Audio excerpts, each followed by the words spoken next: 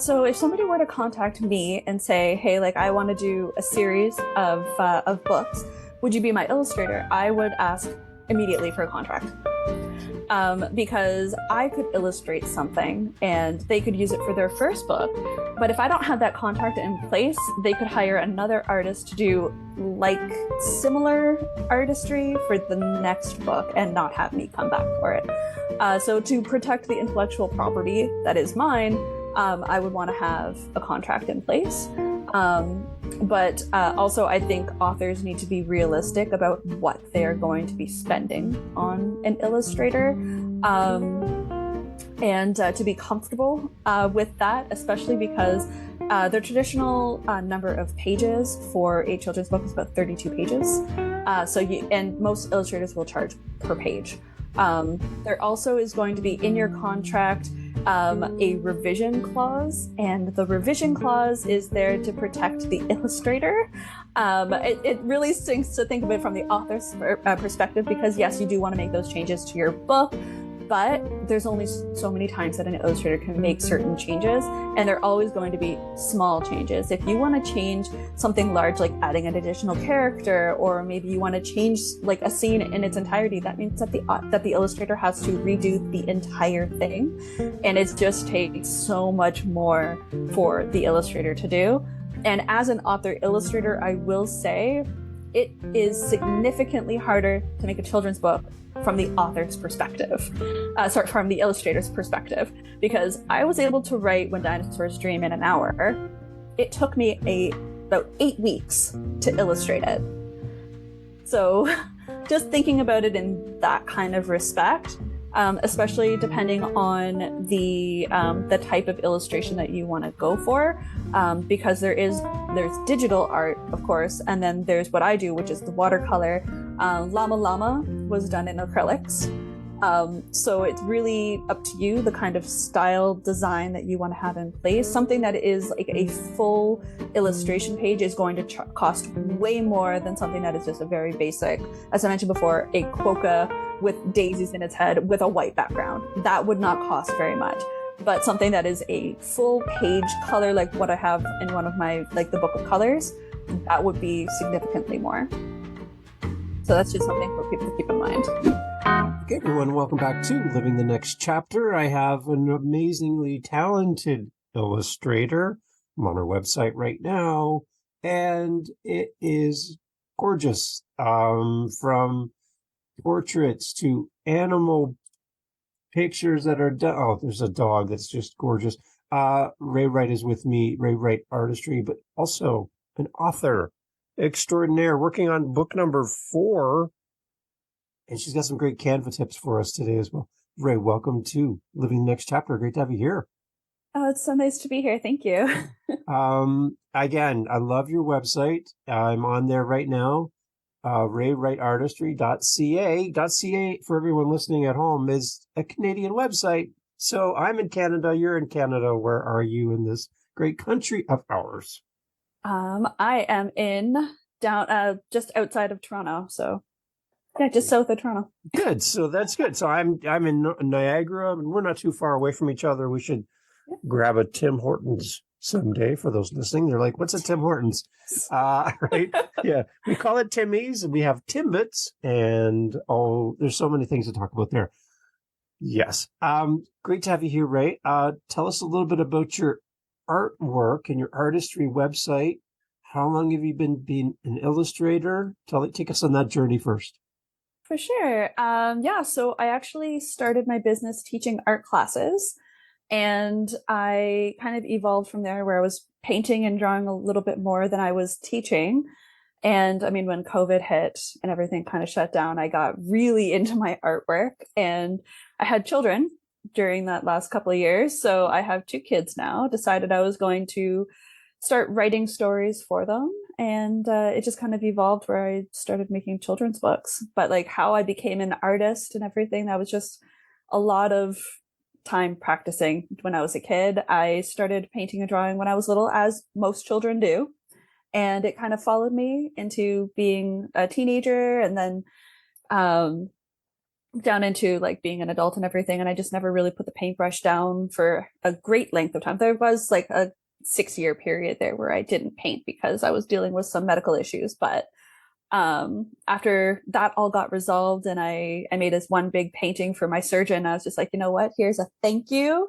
And I made him a painting and I handed it to him and I was like, yeah, let's never stop. So kept on going, and now I promote artistry as like a form of mental health for children and adults. And yeah. Beautiful. Yeah, and like I said, I love your pastels. I'm like going through your website as we're chatting, and Yeah. it's so these things look like they could just like move on the page. Like they're Yeah. so realistic. I love it. Thank you so much. Yeah, like I started off with doing more realistic stuff than I did anything before I actually got into doing more illustrative things, because I find cartoons are a little bit more difficult for me than realism. But yeah, like acrylics and pastels and watercolor. I'm very new to watercolor. I've only been doing it for about a year and a half, 2 years now.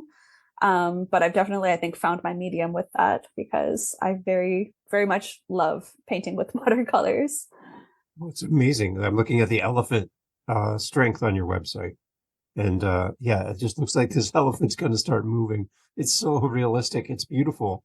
Thank you. Talk about the leap then from your artistry into your writing career. What kind of skills and talents were a natural um, avenue for you to take from your artistry into writing? What kind of things really helped you as an author, being an artist? Yeah, so the jump from being an artist to being an author was actually um, fairly fluid to go from one to the other, because when you do artistry, you're telling a story with a picture. And then you just kind of continue on with that story and it just becomes its own story. And there have been times like when I wrote the Book of Colors, it started off with a story, a poem for my children to talk to them about colors. And then as I was writing the book, all of these images came into place. And I was just like, okay, well, I'm going to use these pictures to kind of illustrate part of the story. And that's the important part of it, is you should be telling the story not just with your words, but you should also be telling it with your illustrations as well. Some things really shouldn't be said. It should be illustrated instead. And then while I was painting certain pictures, I was having to change elements of my story because it was like, I didn't need to say that because it's in the book as an illustration, and then just going back and forth like that. So it took a little bit longer to illustrate the Book of Colors just because I did need to change things over because of my illustrations. But yeah, when you become an author, you're telling a story with your words, but then with the illustration aspect, you're telling a story with pictures, which I just find to be quite fun to do.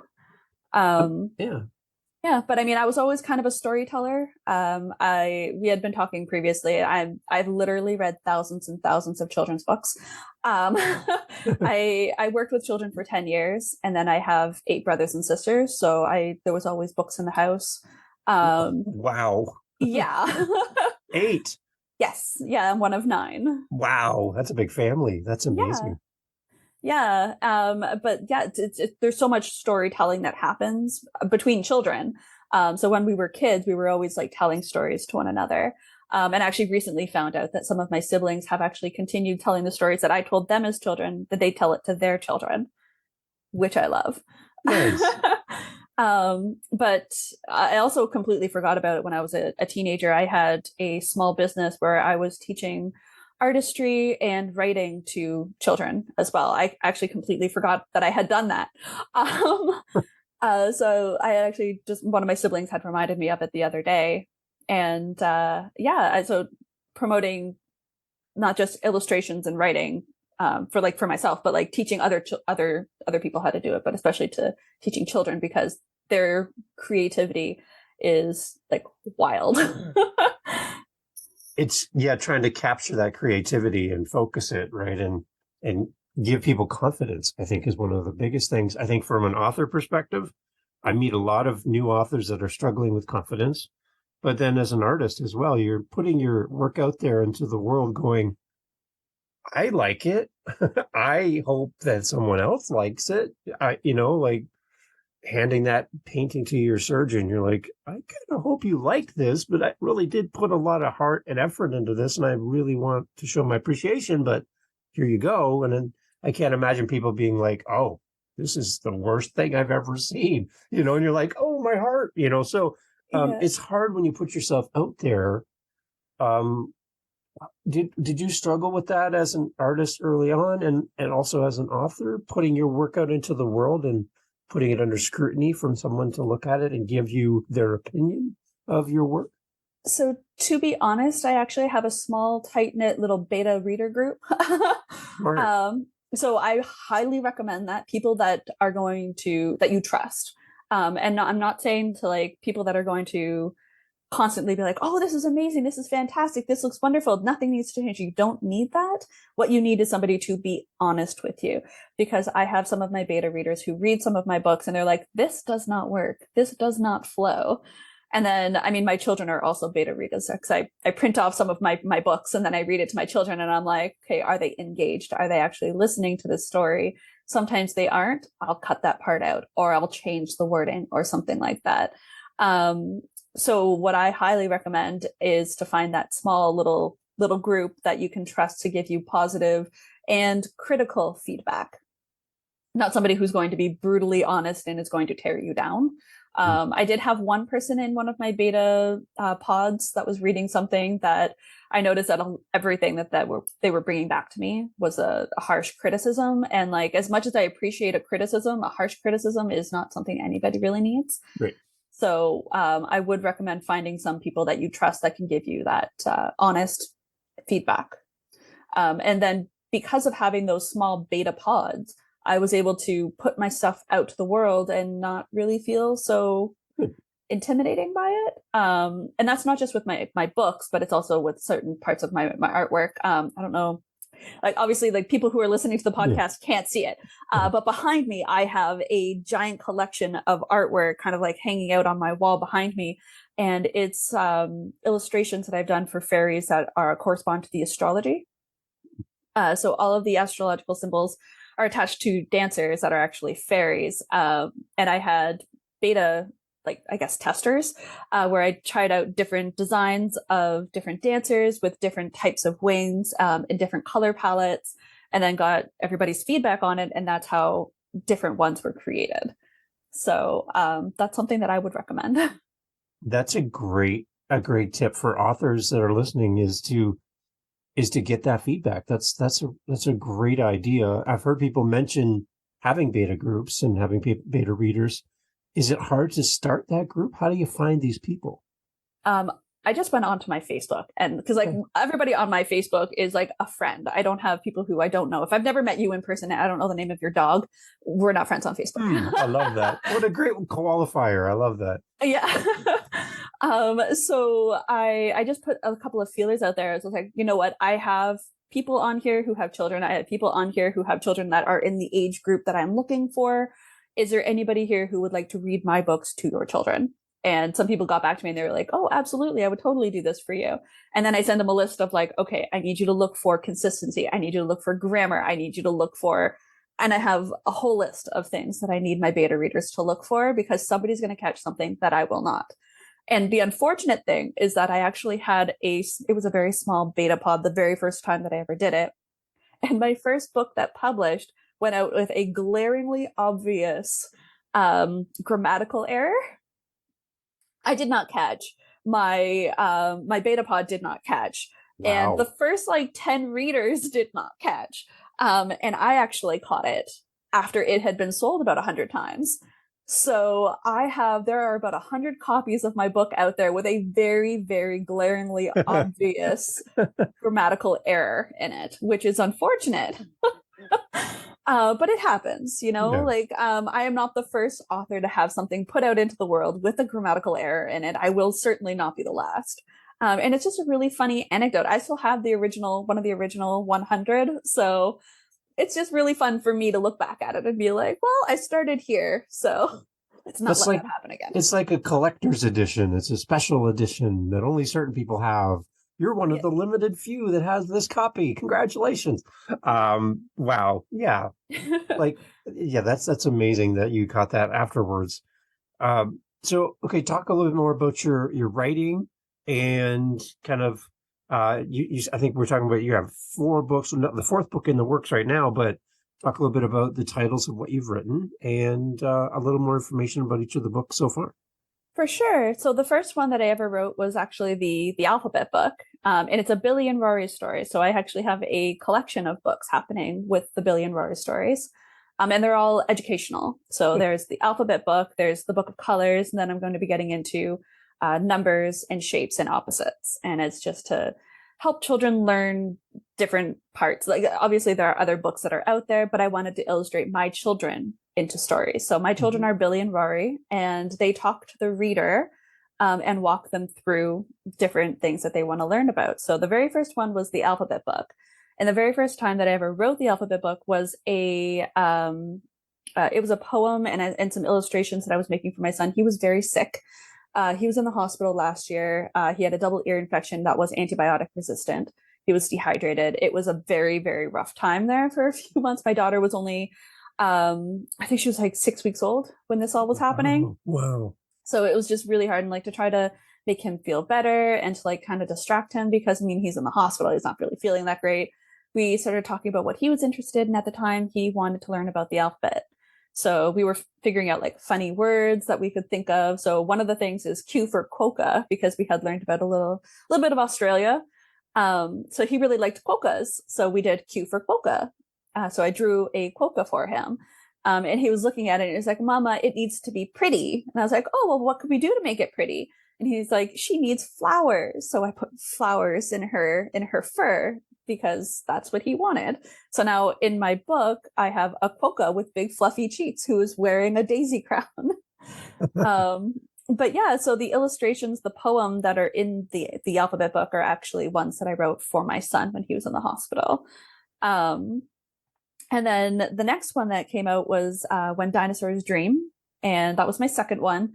And I actually wrote it when my son was about 8 weeks old. He was going through a really bad regression. He was not sleeping. I was exhausted. And I remember I actually wrote it in one night, and I was rocking him in my bed, in the rocking chair. I was rocking him and just singing to him very gently. And then all of a sudden, like, this story started to form in my head, and I'm rocking him and I'm telling him this story. I actually I pulled my phone out and wrote it down in my notes app, because I was just like, I don't want to forget this.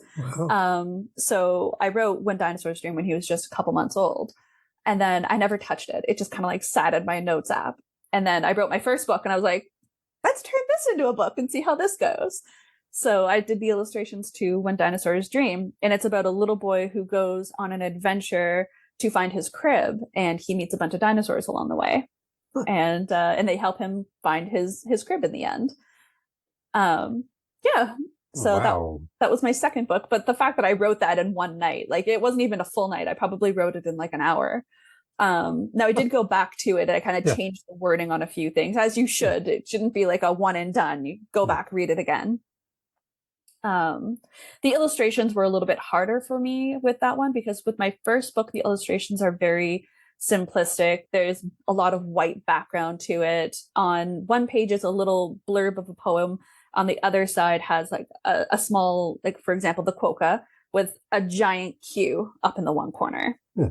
So it's just a basic introduction, right? But with When Dinosaurs Dream, when that book came out, it's full page illustrations. Right. As opposed to my first one, which had a lot of white space. This one was more colorful. And then moving into the Book of Colors, which is the second installment in the Billy and Rory stories.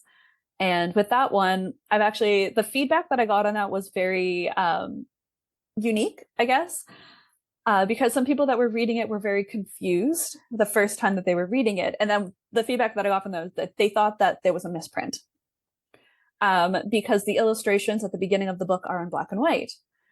And people were very confused why a book of color was only in black and white. Wow. But then when you get into the story, every new color that the children encounter, when Billy and Rory encounter a new color, the new color gets added to the illustrations.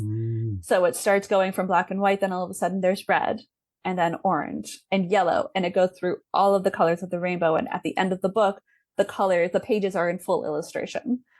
And very, very colorful. So people were very confused at the beginning. And then as they went into the book, it's like, oh, that makes sense. And people love this book. According to everybody who has got all 3 books, that one is their favorite. Their children are obsessed with that book, which I would love to figure out why. I think this one is it's an interactive book.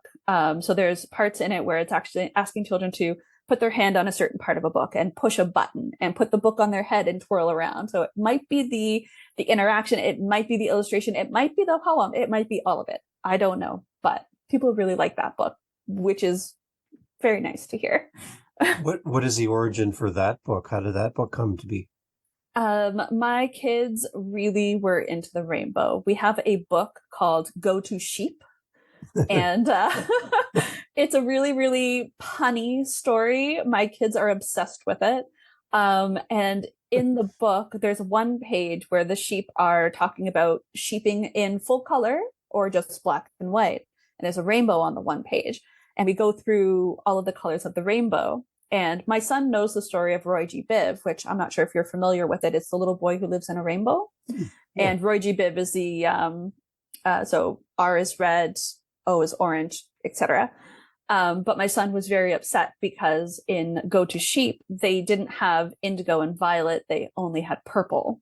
So indigo and violet are their own unique colors. And he was very upset that there was not an indigo and violet. It was just purple. So I wrote the book of colors so that he could have his indigo and violet. Nice. See, So that's the kind of information for someone who's looking to buy a book for their family. They're on a website, they're on your website, they're on a wherever to buy a book, and they're looking at this book going, it looks interesting, but I just wish I knew a little bit more about the story behind it. I know we can read the description, but that's a great story that now people are going to connect with and go, I need this. I need the book of color. I need this in my life for my kids. I can't wait to have it. So I love hearing these stories. Well, I really like talking. I feel really bad saying that. I like talking about my books because I like to share it with other people, especially because literacy is such an important thing in people's lives, right? Like literacy is connected to so much. And I like writing the children's books because it promotes the attachment between the parents and the children, not just through the stories and reading, but also through art. From what I've heard from some people is that they try to take the illustrations that I have in my books and they recreate it at home, which is wonderful to see because the parents are helping with that. And I don't know if you are aware the importance of art and literacy between the attachment between the parent and the child. But it's actually, they've done studies on it and how much it promotes the attachment between parent and child when they engage in creative endeavors. So it's really cool to see. Amazing. Your kids must enjoy having mom at home who can create these characters and bring them to life. Story time, bedtime must be a thrill for your kids to kind of go down a path with you and do character development and create book ideas just by having you tell them stories. It's got to be a fun place to grow up as a kid. I think that they enjoy it. I have heard a few times that they love the books. We read them all the time, which I don't know. I'm not sure if they like it because they know I wrote it or if they like it because they're in the stories. Yeah. But it's really interesting because there are a few phrases that happen in certain parts of the books, and I've heard my son say them to my daughter. It's like there's one part in the alphabet book. It's like, "Come along, Rory, let's see the next letter." And we were at the park the other day, and he's like, "Come along, Rory, let's go see the next slide." And I'm like, "Oh my gosh." That was so sweet to hear. Nice. But like they're taking certain parts of the books. And the thing is that I took these stories based on how my children interact with one another, because I heard my son say that to my daughter one time, "Come along, Rory." And so I included it in the book. But because he hears it a little bit more now, because it's in the book, he says it more often to his sister. So he's very, very vocal with her, and she's learning so much because of the stories. Like she knows her colors now because of the book of colors. She's 16 months old. Wow. Like if you point to a color, she can tell you exactly what that color is, which is wild. but we read them all the time. Yeah. So yeah. That's amazing. What is the age range for the children's books? What are we thinking about here for when we purchase this? So these are geared to children under about 7 years old and under. Okay. That being said, I have had children who are 7, 8, and 9 who have read the alphabet book and the book of colors. And they like the rhyme, the story that goes along with it. They're not so much into the illustration aspect of it, but the rhyme is something that they're really into. And I've heard from some of the parents that their children are starting to write their own stories because they hear this poem and they're like, I can do that too, which is incredible to hear. I'm so excited that these children are getting excited for writing and for reading and for illustrations. But I'm really excited to hear that the children are wanting to do it too. Talk about like beyond the original intent of why you wrote, to see that kind of grow in your community and see people's responses. That's got to be pretty rewarding and powerful for you as an author to see how your book impacts people. That's got to be exciting. Oh, it is. It's heartwarming, I think, is the first time that I realized what was going on. And like there's that part in the Grinch where like his heart grows and like you can really feel it. And it literally like my heart started racing, but it was like it's really excited, like, oh my gosh, like this is amazing. I'm so happy. It was wonderful. So beyond writing for children, and there's some amazing resources there, you're branching out as an author. Talk about the project you're working on. Don't give us all the information, but just a little insight. What's coming up down the road for you? So I am working on a fiction book. So it's called "It's a Beautiful Day, Wallace," and it's a novel. It's my very first novel. I wrote it for the first time 10-ish years ago for NaNoWriMo, National Novel Writing Month. Yeah. Thought that it would be a cool idea to just try it out, see if I could do it. And I finished NaNoWriMo with It's a Beautiful Day, Wallace. It was not well written, but the story flowed. But it's just the technical stuff of like the story itself is pretty nice, but I'm updating it right now to coincide with what has happened in the last 10 years of the world, just to kind of include it because it's a story about these two people who meet on a park bench and they just happen to tell each other their life stories. And there's kind of like flashbacks and then like the modern time and things like that. So it just, that's what I'm working on right now. It's a little bit different than working on something for children. There's a little less illustration involved, but it's really fun. I'm enjoying the process. And you said you wrote that years ago and you just found that most recently and you're like, oh, wow, I almost forgot about this book or this writing. And then you said earlier that you forgot that you taught students how to do art and you taught them. I'm like, there's these things that keep coming back for you that seem to be like, oh yeah, I did that in the past. And here it is again in front of me. That's exciting that you can stumble upon these things you've done in the past and give them new life. That's amazing. I was telling my husband about it. He's just like, you forget a lot of stuff. I was like, I forget stuff all the time. That's why I write everything down. I've got books and books and books. I wrote an entire book and it's on a floppy disk. And for those people at home, that's something for your computer. Yes, very good. I wrote that back in like 2003. Wow. So 20 years ago, which is wild. But I was in high school at the time. I wrote an entire novel and it's like 600-ish pages. It's a long one. And it's a fantasy book and there's like a whole world involved in it. And I 100% forgot about it until I happened across a Coil notebook that was very old, very dated. I just happened to be going through some paperwork here in my office and I was just like, what is this? Opened it up and I was like, I forgot about that. And then the floppy disk was in there and I was like, okay, well, I need to find the floppy disk. And then one of my friends had a little thing that I could use for the floppy disk. And then I was just like, okay, let's download that. Let's get that. So, wow. I feel really bad that I forget a bunch of projects that I work on, but I got a lot of stuff going on. I'm busy. I love it. There's no end to what you're working on in the past and in the present, which is kind of cool. I like that. Yeah. One thing we talked about before we hit record was you're building something out for authors as a resource, and I really want to touch on this.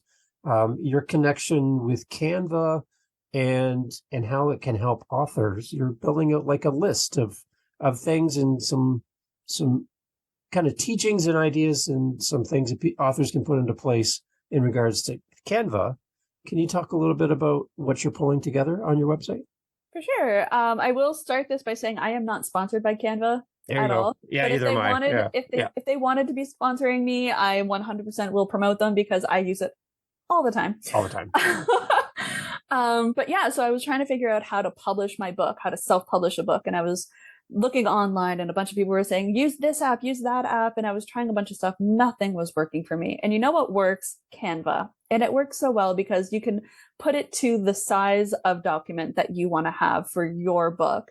I have a couple of books in different sizes, and I 100% love that. And then when you make your book, I love it that you can set on the mobile app. I will say this on the mobile app.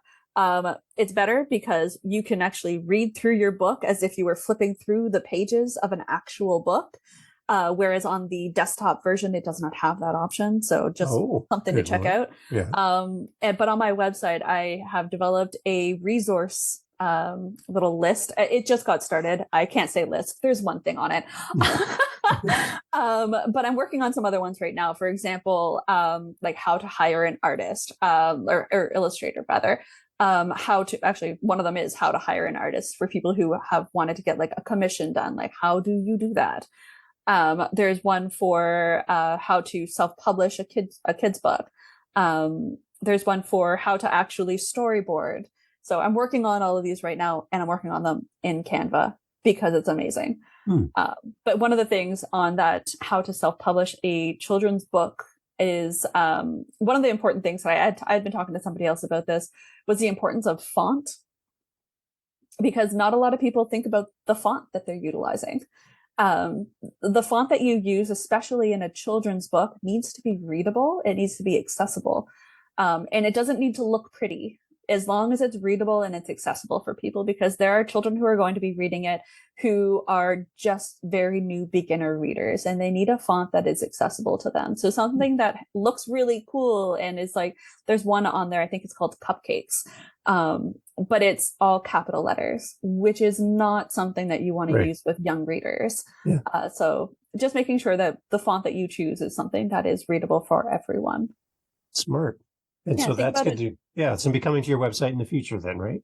Yeah. So I have it on there right now, but there is only the one thing right now. But as I get more done, more will be uploaded, and it's just going to be a free library that people can access. There's going to be some like PDF downloads, some just really quick like JPEGs of something you can just like zoom in on and check out. So beautiful.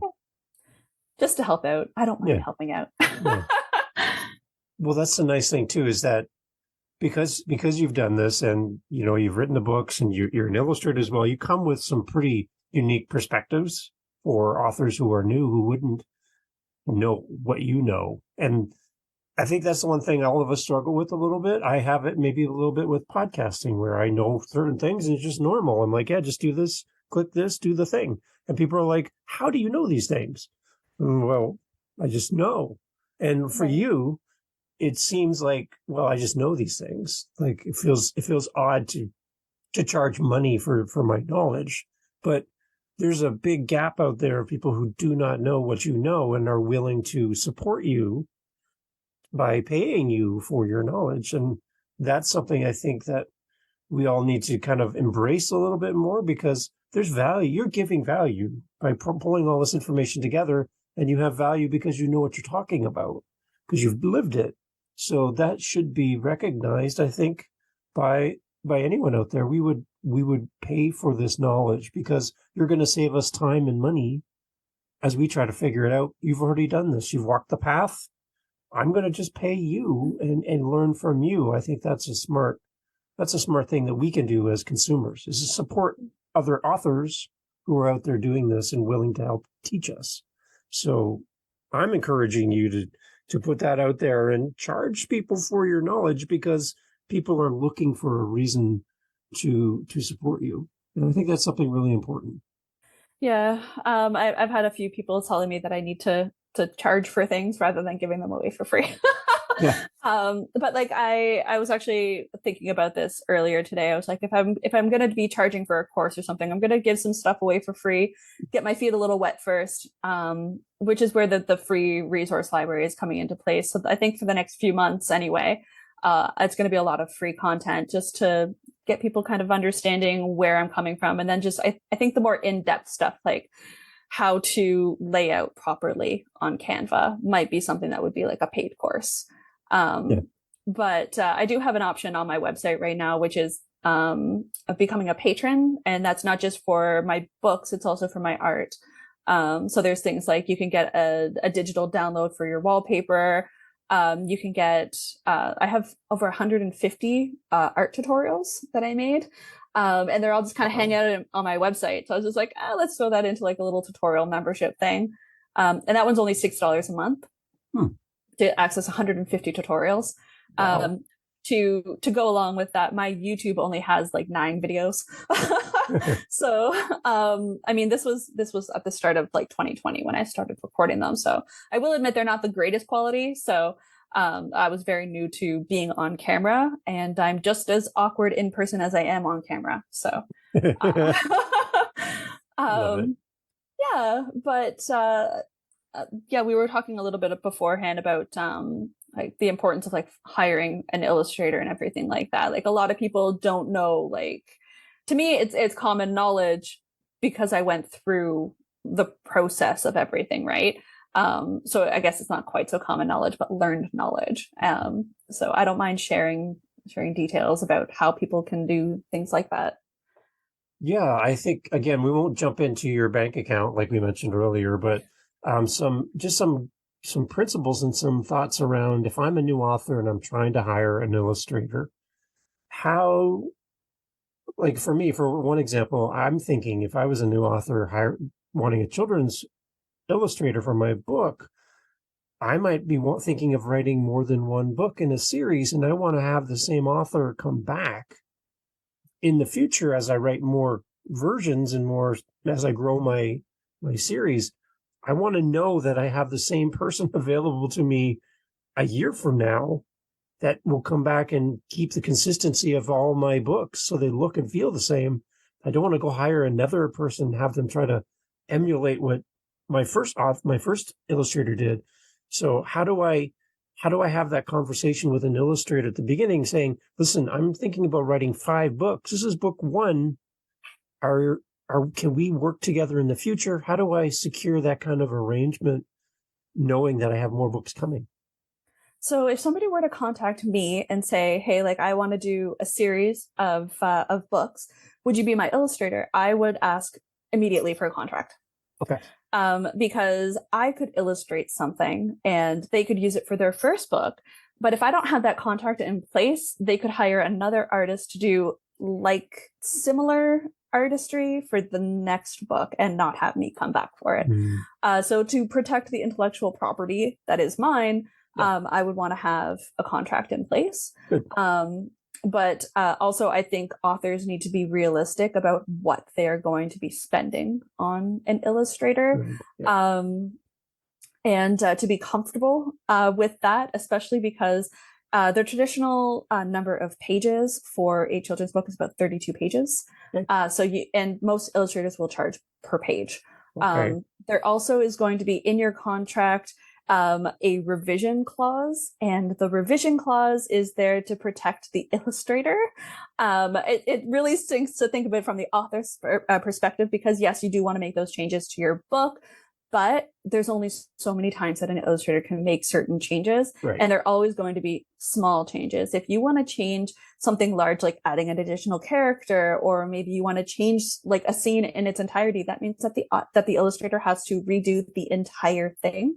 And it just takes so much more for the illustrator to do. And as an author illustrator, I will say it is significantly harder to make a children's book from the author's perspective. From the illustrator's perspective, because I was able to write When Dinosaurs Dream in an hour. It took me about 8 weeks to illustrate it. Wow. So just thinking about it in that kind of respect, especially depending on the type of illustration that you want to go for, because there's digital art, of course, and then there's what I do, which is the watercolor. Llama Llama was done in acrylics. So it's really up to you, the kind of style design that you want to have in place. Something that is like a full illustration page is going to cost way more than something that is just a very basic, as I mentioned before, a quokka with daisies in its head with a white background. That would not cost very much. But something that is a full page color, like what I have in one of my, like the book of colors, that would be significantly more. Okay. So that's just something for people to keep in mind. The one thing I know that there's options out there that are minuscule amounts of money, and the websites are made around paying very little for people's talents and artistic ability and music and voiceovers and artwork. We all know these websites. What I'm afraid of is hiring someone that I don't know who takes someone else's material possibly and then gives it to me as if it's original work. And I put it in my book and I start selling it. And then I get a knock at the door like, hey, cease and desist. That's my artwork. But I paid somebody to do this, but I didn't know all of the things. So hiring somebody and working with somebody one-on-one like this, I think is probably the safest way to have good quality artwork that lives into the future. I did something with music. I have one of my podcasts. I wanted music. I could go hire somebody that I don't know to create music for my show and hope and pray they did it right. Because once I put it out into YouTube and out into the world, I could get into a whole lot of trouble if I do it wrong, even though I paid for it. So I went to an artist, actually who lives close to where you live, and hired him, and he made me my own music, and it's mine. No one else has this, and I have complete confidence going forward that this is my work. So from your perspective as an illustrator, having that relationship with an author, this your how you do your work as an illustrator can impact the author in the future if you're not doing it correctly. So it is important to work with someone like you and have that contract and have that arrangement, right? Oh, absolutely. And to that respect, there also needs to be a safety measure in place for any kind of use outside of the book. Right. Because if there's a clause in the contract from the illustrator saying that, the illustrations for the book are made for the book, the author can't then, take an image out of the book and use it for merchandising. So you can't put it on a shirt. You can't put it on a mug, unless you have that exclusivity clause in there and you have paid the illustrator for that purpose. If the illustrator says, no, you can't put it on a mug, you cannot put it on a mug. They say, no, you can't put it on a book bag. You cannot put it on a book bag because yes, you're paying the illustrator, but you have not paid for the rights to put it on merchandise. So that is something that is important for authors to be aware of. Right. If you want to be able to make a bookmark or a mug or a book bag, you need to pay the illustrator to use it in that respect. Okay, from your perspective then, this is great information. Does the onus lie on the author to ask the question of the illustrator? Can I use the artwork elsewhere? Or does it rely on the illustrator to remind the author that of what you just said? Where do you think the onus lies, author or illustrator, for that conversation? Honestly, I would think in a mutual respect relationship between author and illustrator, it is on both. Okay. It is on both, especially if you have an author who is a seasoned author approaching an illustrator who is very green and you don't bring it up. Nice. I don't think that that's right. Okay. And it's the same way if you have a very green author and they're approaching an illustrator and they don't think to ask that question. Maybe the illustrator's never done a children's book before. They might not know. In that kind of respect, that conversation eventually is going to transpire. If the illustrator happens to see the author doing it and says like, oh, hey, by the way, we didn't talk about that. So that's something that needs to be considered as well. But if the illustrator is any type of a good illustrator, they will know, like, not like a good illustrator, but if they've been seasoned, if they've done a children's book before, they'll know what parameters they want to have in place for their intellectual property. And the jump back to, I think you said earlier that it's when we're getting quotes on a children's book in particular, talking to an illustrator, it's per page, not per book. Right. Right. You're looking anywhere between $75 to up to $200 per page. Per page, people. I can see people pulling over on the side of the road right now going, wait, what? Rewind. Yeah. Really? Wow. Anywhere from 75 to 200. And it's all relative to how long it's going to take to do a page. Yeah. But in there's also that revision clause that I had mentioned, right? Because that protects the illustrator for revision. Now, if somebody were to approach me, and it's happened before, asking if I can illustrate their children's book, and then I do mention that I have the revision clause in there where I will take up to 2 minor illustration changes. And people are like really hesitant on that because what if they want to change the book? It's really important from the author's perspective that your book is done before you approach an illustrator. Good. It needs to be done. Yeah. So that's just something that authors need to keep in mind. So it's not a work in progress. I've got 2 chapters of my 10. Can I get my illustrator? No. Wait till it's done. Yeah, because as an illustrator, I would not touch an incomplete book. Okay. I would need it to be completely done. And then talk to me about like what kind of characters you wanted, what kind of design elements you'd like. Is there a specific color palette that you were interested in? Now, a lot of authors might think like, what's a color palette? How would I know? You can approach the illustrator and just be like, I don't know what like color palettes are. Can you explain this to me? And I would be more than happy to like throw to somebody like, okay, well, this is like a natural kind of color palette. And you'll see a lot of like greens and yellows and oranges and things like that. So illustrators will know what to do in that respect. If you don't know, it's okay to ask questions. Yeah. And I like always asking people, what does good look like to you? Give me an example of what you admire as maybe another book that the artist really nailed it. And then you can kind of get in their heads and go, okay, I can see you love watercolors. You're a watercolor person. Okay, that makes sense. All right, now I know where you're heading. So that's always good to ask. Yeah, most illustrators will also have a portfolio that you can review on their website. And it's really important to make sure you are connecting with the right illustrator. I've had people approach me and they're like, hey, can you illustrate my book? And then I'm reading it and I'm like, well, I don't illustrate that kind of stuff. You know, like there's just something that's just a little bit too, a little too grown up. I had somebody ask me if I could do like adult illustrations for an adult style children's book. It's geared to adults, but with like the wording is which is not something I do. So it's really important as an author to access illustrators that are like that have that style that you're looking for, that do the kind of projects that you're doing. So somebody approached me and said, hey, like I'm doing a nursery rhyme book and this is for, you know, children that are 0 to 12.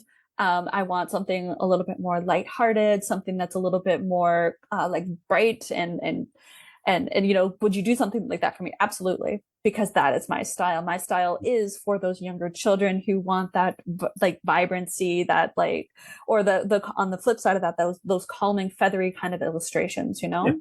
Yeah. So it's really important to just connect with somebody that is doing illustrations that you are familiar with. You can also, if there's an illustrator that you really, really want to work with, find some other children's books with illustrations you like that you want to see your book with, and then send those to the illustrator and be like, this is what I like. Can you do something in this style? Because there have been times where I've gone out of my own comfort zone to do a project that I wouldn't normally have taken on just because I believe in the project. Nice. Yeah. So, anything else stand out from an illustrator's point of view that an illustrator and an author should have in those beginning conversations around working together? Anything else that we should touch on? Open communication, I think, is just like the biggest thing. Definitely being honest with one another. And if it's in the author's best, it's like I had mentioned it before about the whole merchandising situation, because I had this happen to me where somebody took one of my illustrations and they started branding with it, which was not in our clause. We did not have an agreement to do that. If you change your mind, if you have a contract saying that you aren't going to be doing something like this, it's okay to change your mind. Message the illustrator and be like, you know what, I changed my mind. Can we do a revision? Can we do something past this because I would like to do this more? And then pay the illustrator for that. Right. Yeah. No, like it not just for myself. It's for, I've had a couple of illustrator friends who have had this kind of thing happen to them. So if you are going to be reaching out to some place, like there are certain ones like Fiverr. Yeah. So just be aware too that those cheaper ones, especially with the how popular AI is right now, they are cheaper for a reason. So just be aware of that. You might not be getting exactly what you bargained for. So yeah, AI is, yeah. Yeah. Yeah. AI has some amazing tools that can help all of us, but at the same time, it's a little unregulated and a little bit of the Wild West. So you might as well work with a professional that you can talk to who is a human and can actually, give you advice and walk you through the steps at the same time. So Rae, I love all of your advice and your tips for people, especially for those new authors that are listening. I know, and we talked about this, and you're like, I know you want to support people and give those free resources. I know, though, that specifically there's authors that would pay for this kind of interaction on camera like this to sit and talk to you and kind of bounce ideas off of you, whether it's maybe a buy me a coffee link on your website where they can give you a donation for your time or paying you for your time to sit and talk like this about their books. But I would encourage you to have something like that because you are a wealth of information and there's so many things that that you could help so many people with. Continue giving the great free advice and free tips. That I love that.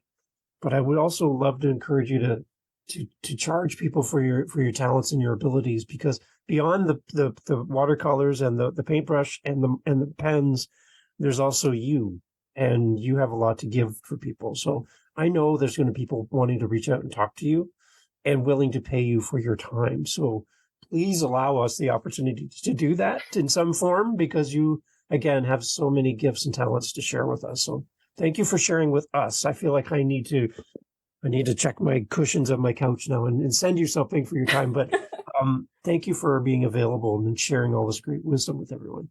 I'm glad to help with anything. So if anybody does have any questions, I did mention this beforehand. Feel free to send me an email. I don't mind. There you go. So, yeah. Awesome. I'm glad to help. Okay, so Rae, on that topic, how do we connect? Where are you most active on social media? Where do we find all things Rae? I am unfortunately pretty prevalent on social media. I like my social media. That's actually one of my big things that I tell authors and illustrators all the time is you need to be on social media. Another tip for everyone right there. Yes, go. Yes. So on Facebook, TikTok, and Instagram, I am at Rae Wright Artistry. So Rae and then Wright, Wright, and then Artistry. You'd think I'd have a more like creative name as an art business, but I do not. And then on YouTube, I am also Rae Wright Artist because for some reason Artistry was taken. Nice. So we'll put all those links in the show notes and your email address for people to want to reach out and talk to you as well. Oh, those free resources on my website is raewrightartistry.ca/resources. Resources. Perfect. Yeah. And I'm on the website right now, and it's gorgeous. You have to go and see all of Rae's amazing things. It's so cool. I love the pictures of dog, and it's like multicolored. There's creams, and it looks like a collie, I think. Some kind of like a collie dog. Oh, is that I think that's the Australian Shepherd. There you go. The pastel one? Yeah, it's got like black and copper. It's gorgeous. Yeah. So nice. Thank you. And then your pictures of moms with their children and babies. It's just like, everyone has to go check it out. raewrightartistry.ca, because it's a Canadian website and we love Canadian artists. So, Rae, thank you so much for making time to be on the podcast.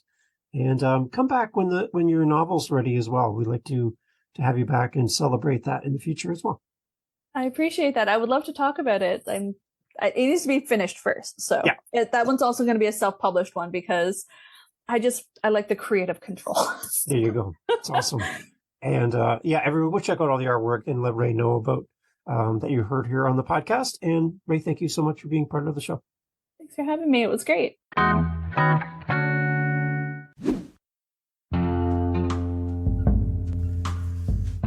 Thanks for checking out Living the Next Chapter. Happy to have you here. And here at the end, I want to just put this shout out to authors listening.